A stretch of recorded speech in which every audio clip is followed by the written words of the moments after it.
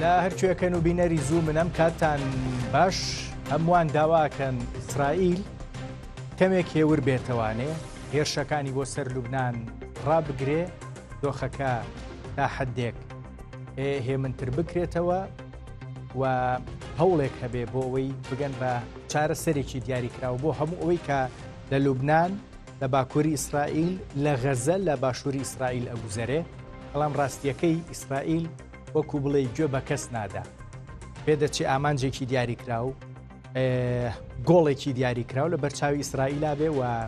بێوێ هەتاو ئامانجە نەپێکێ تحقیقی نەکە نەوەستێ لەو نێوەندەیە بە دڵنیاییەوە ئەم قسە لەسەر دۆخی لوبنانە بەگشتی ئەم ئەکرێ قسە لەسەر خودی ئێران بێ لە ڕسمە گەورەکەیە کە هەتاکەی بێدەنگە بێ و وەڵامێکی دیاریکراوی بۆ هەموو ئەم با بڵین گورزانی ئیسرائیل نابێ بۆ بەرەی بەناو مقاومە لەو نێوەندەیە عێراقیش هەرێمی کوردستانیش لە نێو پرسەکەیان دەچینە ناوە ناچینە ناوە دەبین بە بەشێک لە ململانەکەیان نا بە تایبەت دوای ئەوەی بنیامین ناتانیاهۆ نەخشەکەی لە UN لە نەتێگرتوەکان بەرز کردەوە و ئەوەی تایە بوو عێراق و هەرێمی کوردستانیش بوو ئیسرائیل تا چۆ ئەڕوا تا چۆ ئەگات ئەمانە هەمووی کۆمەڵێک پرس و پرسیارن من ئەم شەو لە حوسێن ڕابی مامۆستای زانکۆ و چاودێری وەرەگرمەوانێ مامۆستا حسێن سڵاوت لێبێ هیوادارم زۆر باشبی بەخێر بێی بۆ زووم لە سلێمانیەوە لەگەڵ مایت بێگومان من نەزانم مامۆستا حسێن ڕاکانی لەبارەی ئەم شەڕی ئیسرائیل فەڵەستین ئیسرائیل حیزب الله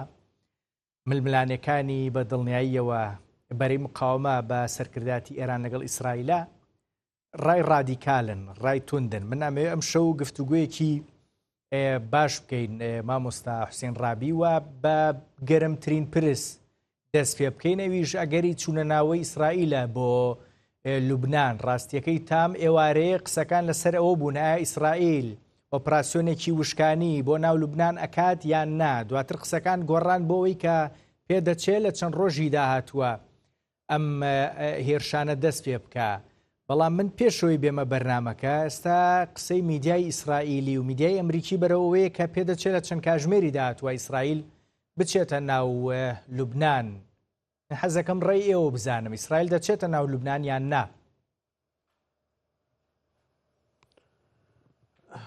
ئەوەی کە سەروارەت بەوەی کە بۆ چوونەکانی من ڕادیکاڵن یان نا تەبعاً ئێمە خۆمان قەزیەیەکمان هەیە هەنێجار لە واقع بینی دوورەکەوینەوە یعنی هەنێجار بڵێن حەزەکانی خۆمان ئەو حەزەی کە هەمانە یەکێ بە تایبەتی یعنی بزانێکین لە چ بارودۆخێکە قازانجی بۆ کورتایە ئەوەیە کە هەنەجار لەوانەیە زیادەڕەوی بکەین لە قسەکانمانە بەڵام واقعی شتەکە بۆ شێوازیە ئیسرائیل هەلێکی مێژووی دەستکەوتووە هەلێکی مێژووی دەستکەوتووە بۆ ئەوەی کە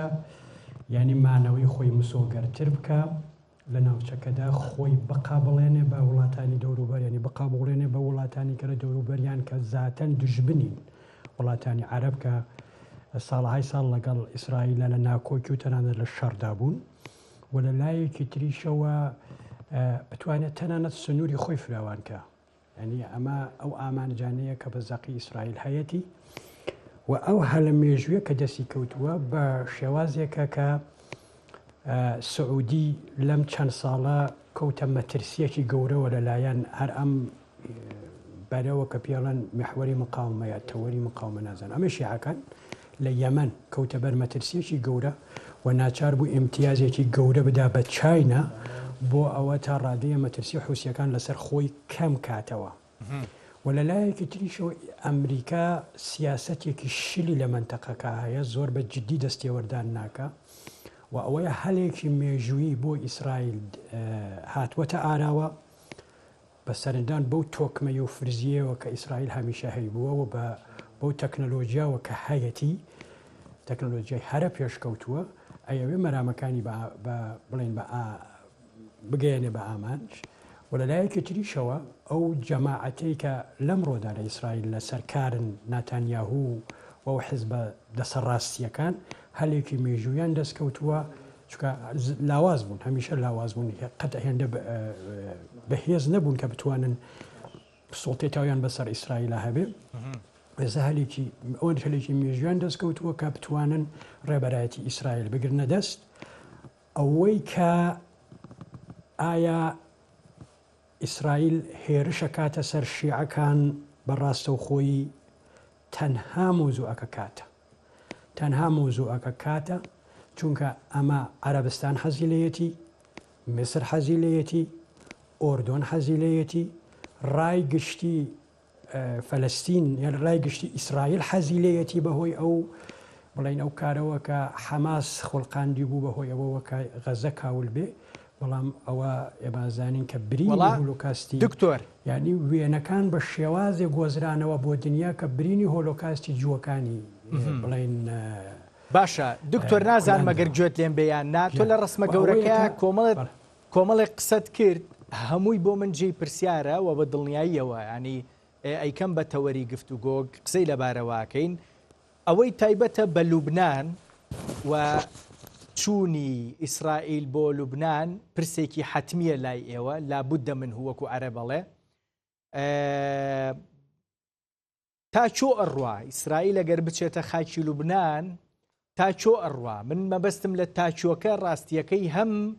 سنووری چوونە ناوەکەیە هەم شێوازی چوونە ناوەکە هەم ئایندەی چوونە ناوەکە بە چۆ ئەگا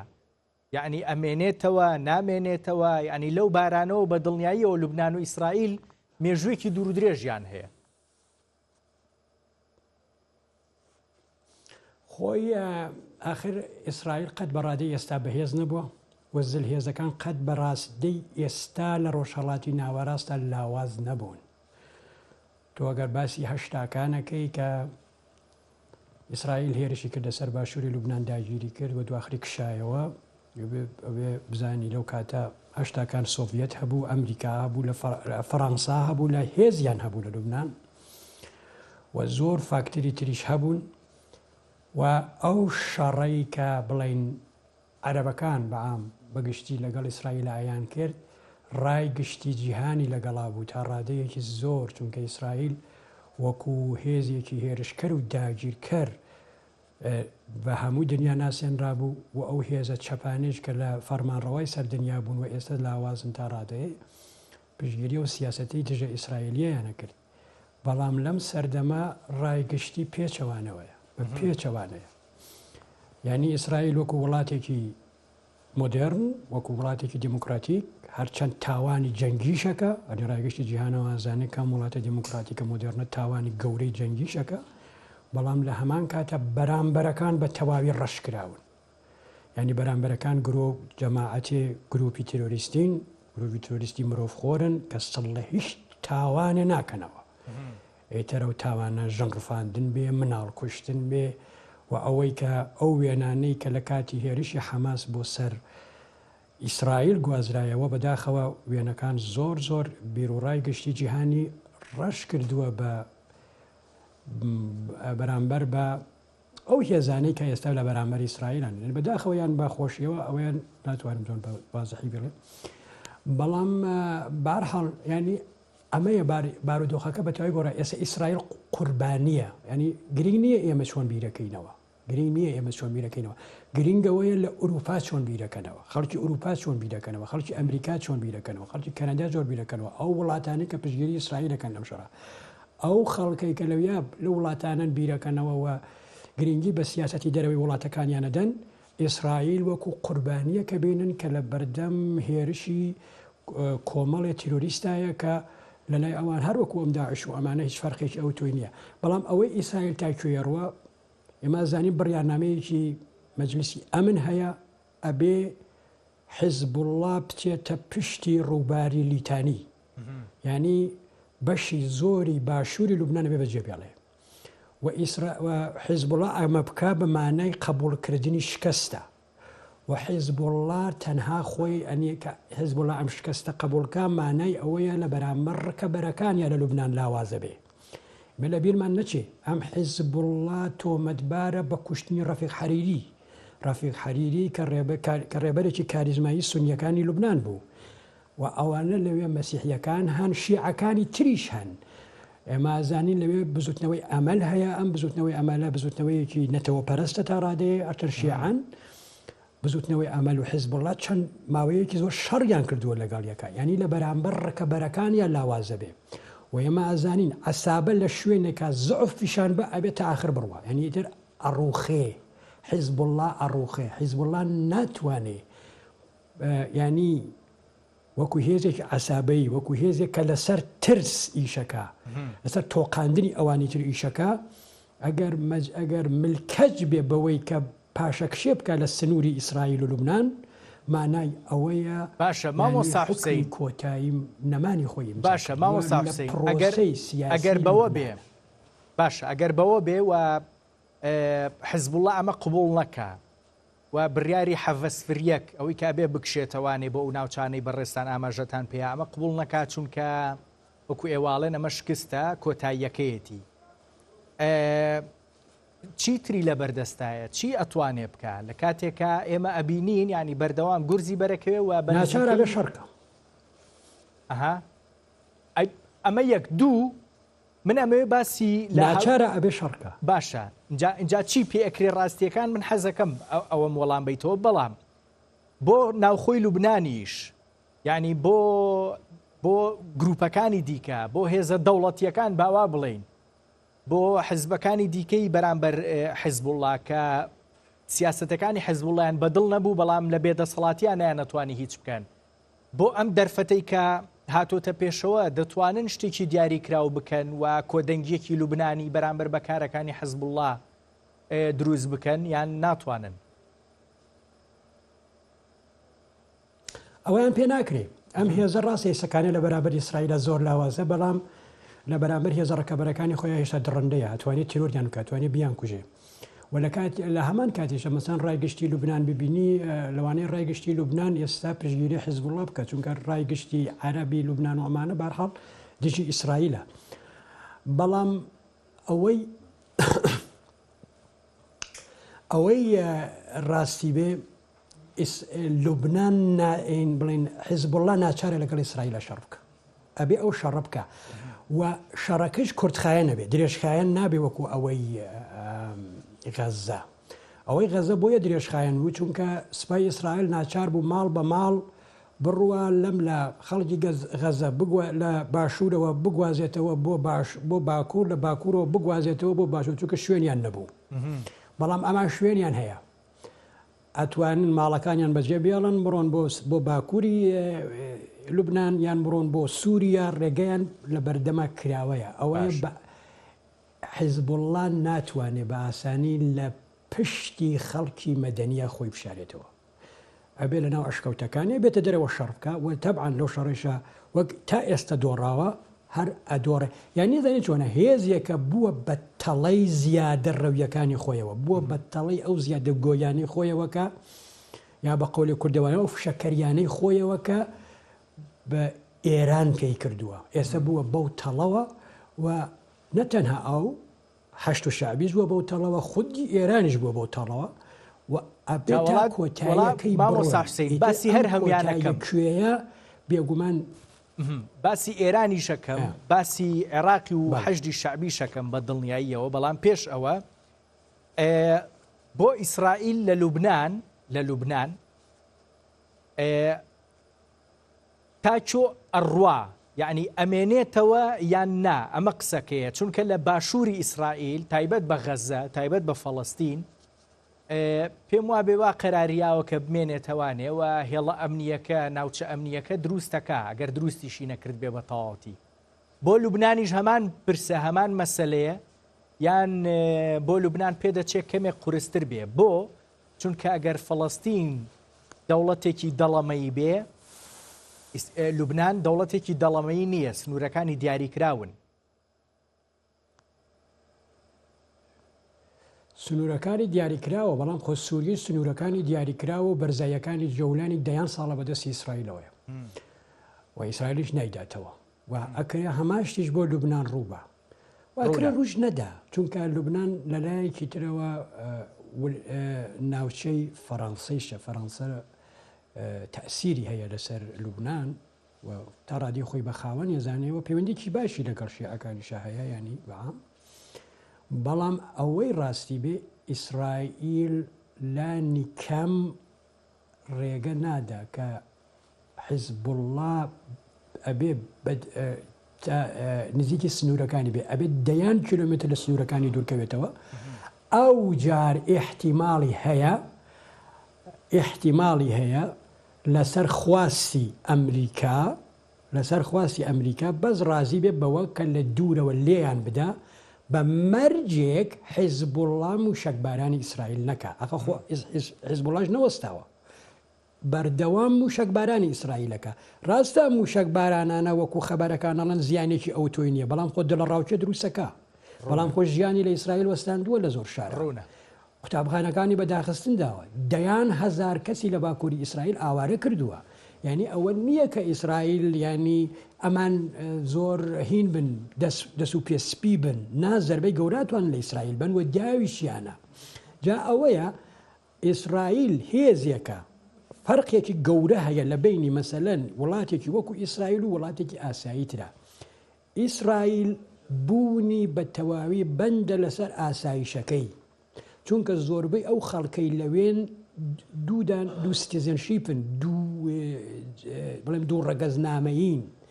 و لەوانەیە ئەم شەڕە بەردەوام بێ بێز دوو ئیسرائیل تەواوی کەسەر ئەو سنوورەی چونکە ئەگەر ئەم شەڕە بەردەوام بێ لەوانەیە بەشێکی زۆر لە خەڵکی ئیسرائیل کۆچ بکەن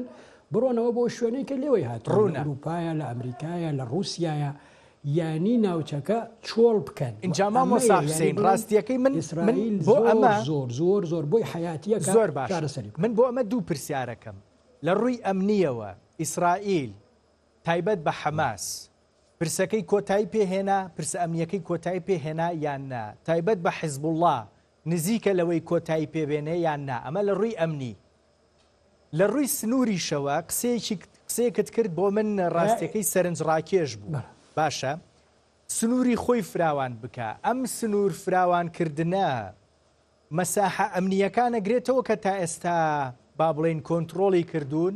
هەم لە فەڵەستین هەم پێدەچێت لە لوبناان یان قسە لەسەر ئەوەی لوبناان نییە ڕاستیەکەی تەنها توانین قسە لەسەرەوەی فەڵەستین بکەین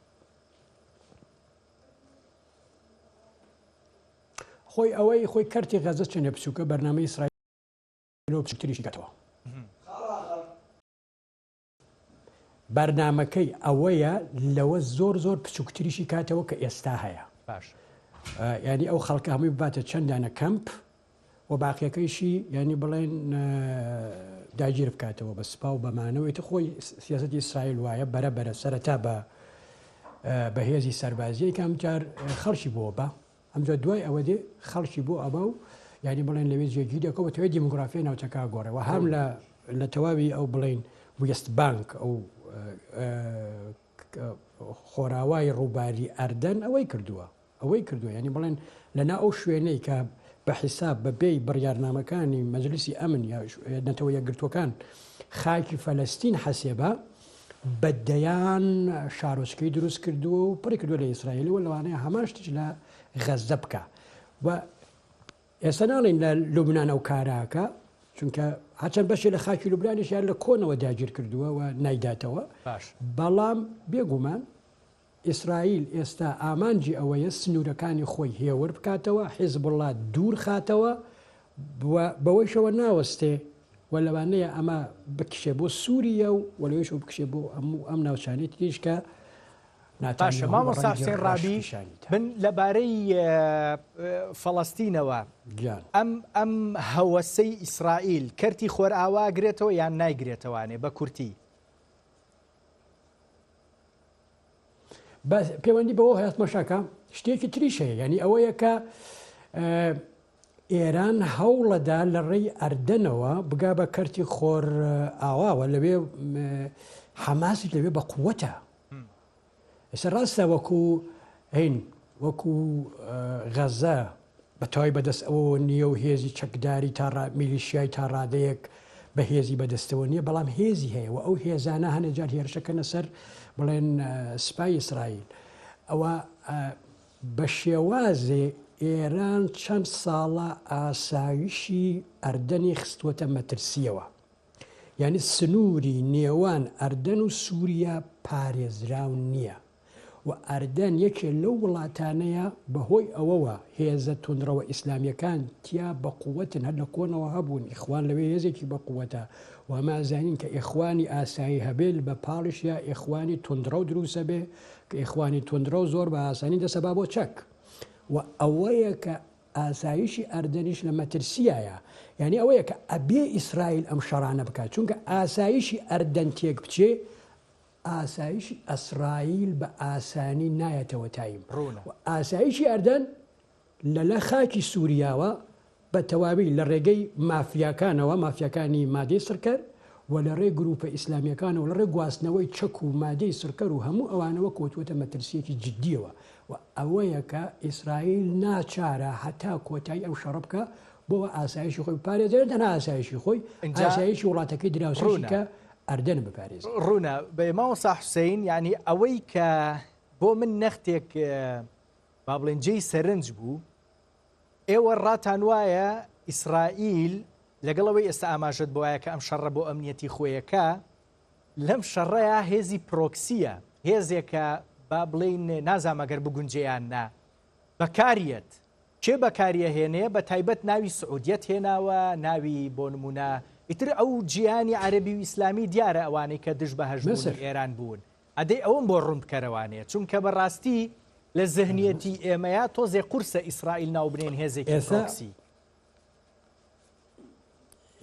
ئێستا بڵێن هێزی پرۆکسی قسە تۆزە تونڕەوانە بێکردبێتم بەڵام بێگومان ئەم هێرشانەی ئیسرائیل خودی ناتانیاهویش ئاماژەی پێدا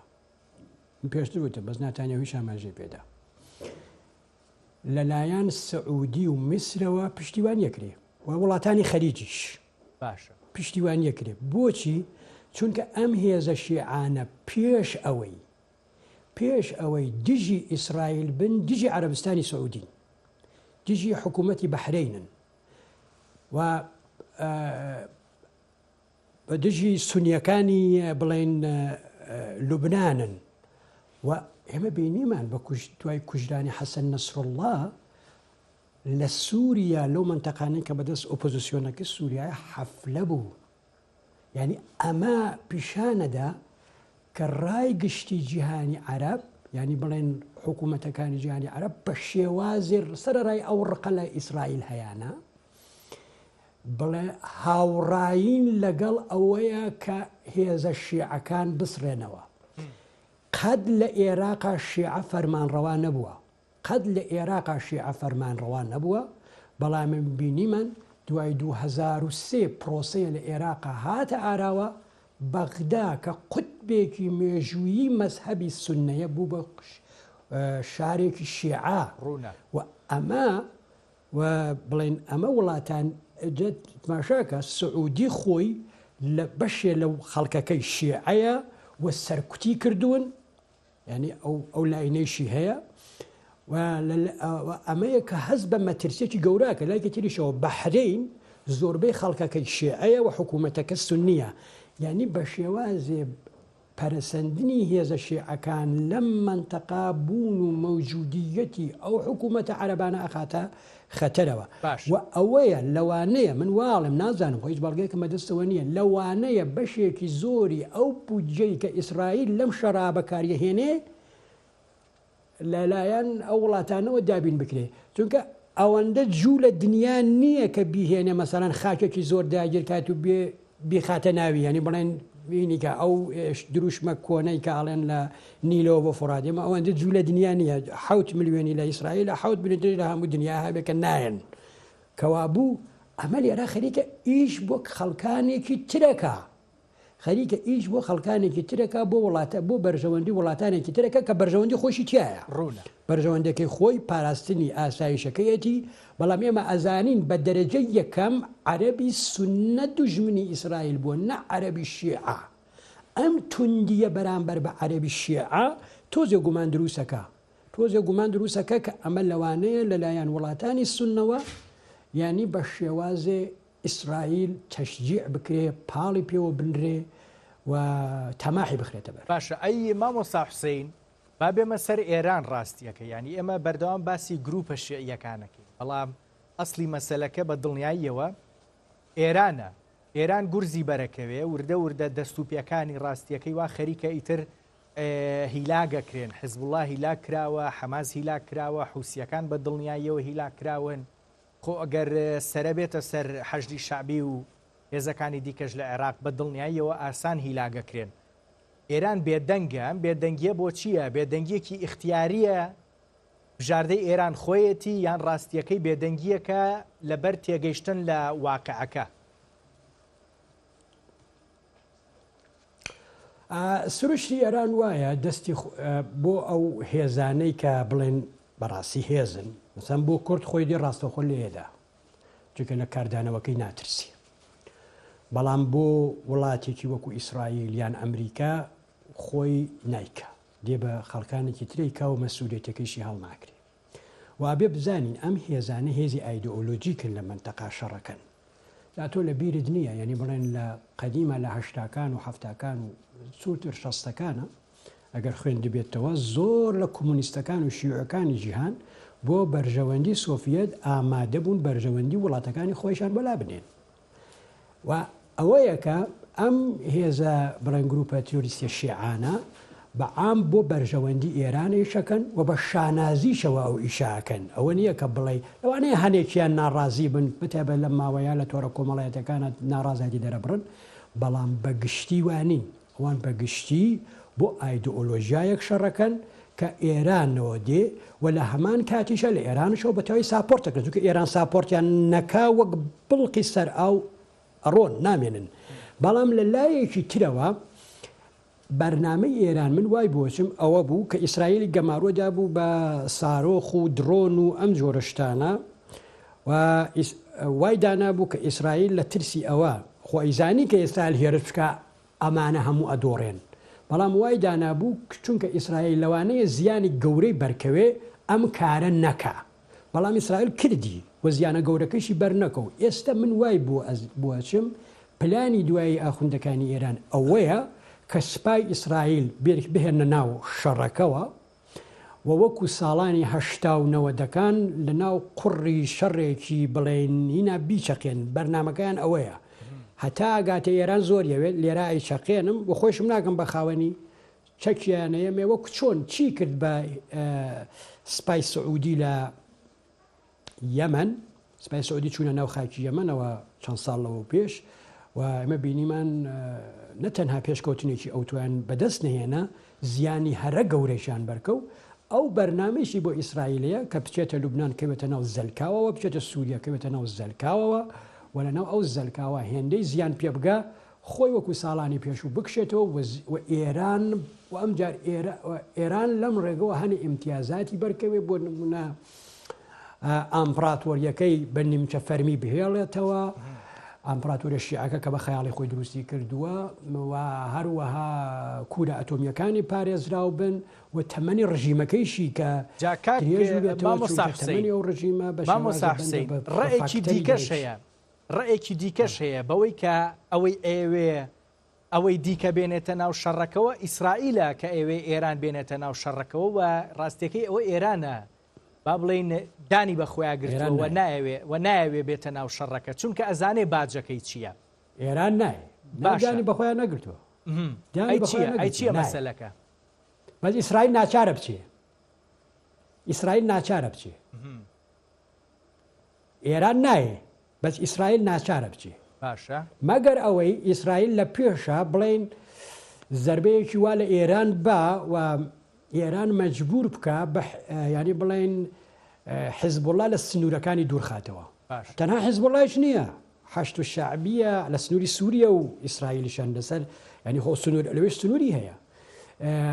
تەنانەت ئەڵێن حوسیەکانی یەمەنی بردووە بۆ سووریا. ئەم هێزانە تا مەودایەکی دەیان کیلومتر لە سنوورەکانی ئیسرائیل دوورکەونەوە، لە سنوورەکانی ئەردەنیش. باشە بەڵام ئێتەمەگەرێڵم زەربەیەکی وای لێبە کە مەجبوری بکە بەژێر لەگەڵ ئەمریکا تەوافق بکە کە ئەو هێزانە بکشێنێتەوە کە بۆ زەربەیەکی بەرنەکەوێت. بەڵام لە هەمان کاتیشە ئاخر لێدان لە ئێران ئاسانێت چونکە ئێران لێکە دوورە و یەکێتری پشتیوانی هەیە رووسیا پشتیوانیەتی چاینا پشتیوانیەتی ئەوانە بەرژەوەندیان هەیە و لەوانەیە زۆر بڵێن فشار بۆ ئیسرائیل بێنن ئوروپا ینی هینی پشتیوانێکی گەورەی ناڕاستە و خۆی ئێرانە چونکە ئوروپا لە ئاوارەبوونی خەڵکی ئێرانە ترسێ و لە تێکچوونی ئاسایش ئێرانەوە لە هەمان کاتیشە زۆرترین بڵێن اینی ئابووری ئێران لەگەڵ ئوروپایە لەگەڵ ئەڵمانەیە لەگەڵ فەڕەنسایە ئەمانە کاتم زۆر کەماوە ئەو کارە نەکەن هەندێک پرسی تایبەت بە عێراقی شماوە ڕاستیەکەی ناتانیاهۆ کە نەخشەکەی لە UN بەرزکردوانەی عێراقی شیتیا بوو بە هەرێمی کوردستانیشەوە جوڵەی ئیسرائیل لە عێراق چییە بێت چۆنە بێ بەرامبەر بە کێ بێ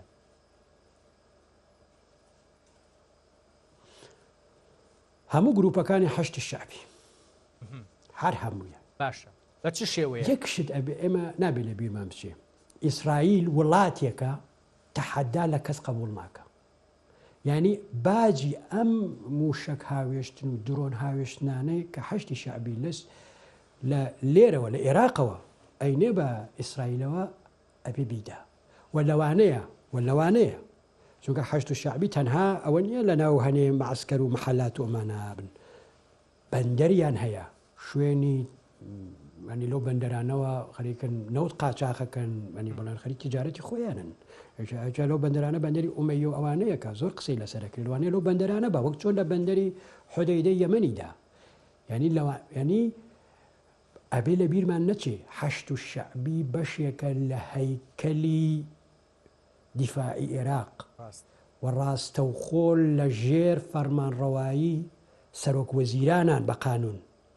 ئێستا جەماعەتێ دێن لێرەوە سارۆخە هاوێژن موشەکە هاوێژن و نازانم درۆنە هاوێژن سەرۆک وەزیرانی عێراق لەی مەسئودا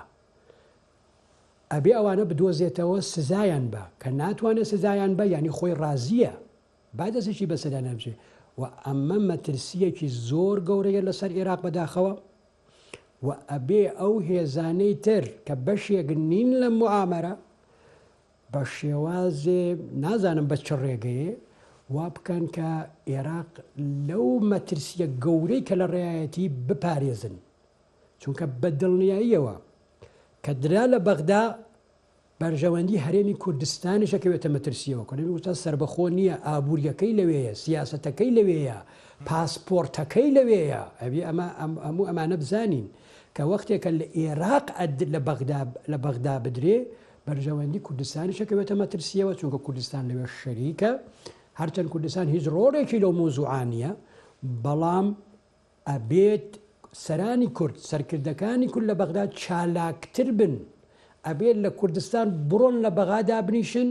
هێزی سەربازی بەرن موسساتی دەوڵەت لێ بپارێزن و لە هەمان کاتە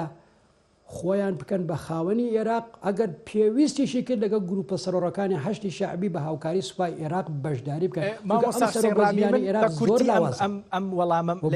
ئەوە بەهێز بکرێت پێویستی بەهێزی باشە پشتیوانی بکرێت زۆر باشە جا ئەمە کاتێگەکرێ بە کورد ڕاستیەکەی کە نیەتێکی هەبێ ئەوە بکە ئەمە یەک دوو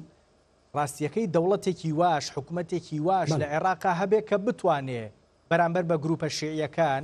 حەشدی شعبی بڵێن نا چونکە وەکو خۆت باست کرد لە ئەخیرا ئەمانە سەر بە دەوڵەتن و ئیسرائیل وا سەیریانەکە کە بەشێکن لە مەنزومەی دیفاعی عێراقی با بڵێن بەڕاستی حکوومەتی عێراقی ئەوە لە لوبنان نەزانین دۆخەکە چۆنە حیزبوڵڵا با بڵین لە دەوڵەت بە قووەترە بۆ عێراقیش هەمان پرسە یان نەخێ ڕاستیەکەی حکوومەتەکەی سوودانی تا حدێک بای ئەوە کاری لە عێراق بە قووەترنی باش يعني حكومة دەتوانێت سودانی توانێت ڕایانگرێ لە عێراق سپای عێراق سپایەکی بە قووەتی هەیە عێراق هێزی پێشمەرگەی هەیە کە سربەخۆی لە سپای عێراق ئەماکەدا ئەکرێ بەکار بێن باشە میلیشیاکانی حەشتی شعبی جارە کەس نازانێت ژمارەیان چەندێکە و میلیشیان ئەکرێ کۆنتترۆل بکرێن بەڵام مامۆستاحسین ئەگەر ویستی ئێرانی لەسەر نەبێ حکوومەتی عێراقی هەیە ئەتوانێت ئەوانە کۆنتترۆلکە باش ئەگەر ویستی ئێرانی لەسەر نەبێ حکوومەتی عێراقی ئەتوانێم کارە بکە ئاخرەوە پەیوەندی بەوە هەیە کە ئەبێت لە بیرمان نەچێ ڕای گشتی عێراق دژی ئێرانە تەنانەت ڕای گشتی شیعەکان عێراقی قەت ئێرانیان خۆش نەویستووە تەنانەت پێش سەدام حوسێن من ئەمەم لە بیرەوەری ئەو ئێرانیانە خوێندووەتەوە کە سەردەمێ لە 6 ساڵەوە پێش سەردانی کەربەلا و نەجەفیان کردووە باسیەوەکەن کە عێراقی ئەمەیان خۆش ناویست ئێرانیان خۆش ناویست یعنی ئەم دژایەتی عێراقی ئێرانی هەمیشە هەیە و زۆر لە عەرشیعەکان ئەڵێم ئێرانیان خۆش نایە جیاوازە لە لوبنان ئێران و عێراق جیاوازن لە لوبنان و ئێران ئەوانەی لوبنان زۆر بە ئێران نزیکن ئەو هێزانە کە لە لوبنانە هەن ئێران خۆی دروستی کردوون بەڵام حیزب الدەعوە کە حیزبێکی ئیسلامیە و بەشێ لەم گروپە هەشت شعبی لەژێر باڵی ئەوان خۆی ئێران دروستی نەکردووە پێش دروستبوونی ڕژیم ئێرانەوەنە هەبوون ڕوونە جا ئەمەیە ئەبێ ینی بڵێن ئەمە لە ناو سیاسەتی گشتیە لە ناو ڕای گشتیە جێگیر بکرێت کە ئەبێ ئەم گروپانە کۆنتترۆل بکرێن ئێنە ئایندە عێراقەکەوێتە مەترسیەوە ئەکەوێتە مەترسی زۆر جدیەوە کە لە قازانجی کەس نییە. زۆر باشە حوسێن ڕابی مامۆستای زانکۆ و چاودێر گەلێک سوپاس دەکەم دەست خۆش بتفێ هەیە باز بۆ سەرنجیەوە.